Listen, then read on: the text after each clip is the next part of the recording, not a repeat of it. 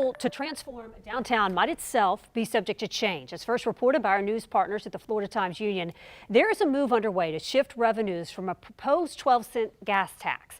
So the city council amendment would move some of that money from the city's Skyway system and into a connecting network of green spaces known as the Emerald Trail. On Your Side, Troy Clash joins us live from downtown tonight about why this change could help win more support for the gas tax hike. Troy? Yeah, thank you, Heather. Well, city leaders are trying to find new ways to get people moving around downtown, like these e-scooters that just got brought in. But there's less popular ways, like the Skyway over here, which is in need of a major renovation. But some city council members say that they are hesitant to spend $375 million on this project and are proposing to shift that money elsewhere. Mary Turrigano moved back to Jacksonville and just learned about the Skyway recently. I'd use it every day. Now that I know about it. I didn't know about it before. The Skyway needs an overhaul and would get one under a plan to hike the county's gas tax up to 12 cents a gallon.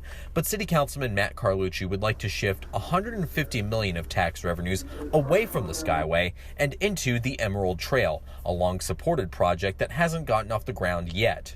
Many feel that the Emerald Trail would transform La Villa and downtown, but others feel that the Skyway won't be a part of that change. JTA officials say they'd support developing the Emerald Trail and are pursuing federal dollars, but didn't directly comment on Carlucci's proposal. The mayor's office said it supports shifting the money, an idea that could increase support for the gas tax hike, but the mayor still prioritizes spending to expand the Skyway, something Turrigano says is needed. Easier, but it'd be a lot easier if it went all the way down to the beaches and further than what just a certain area.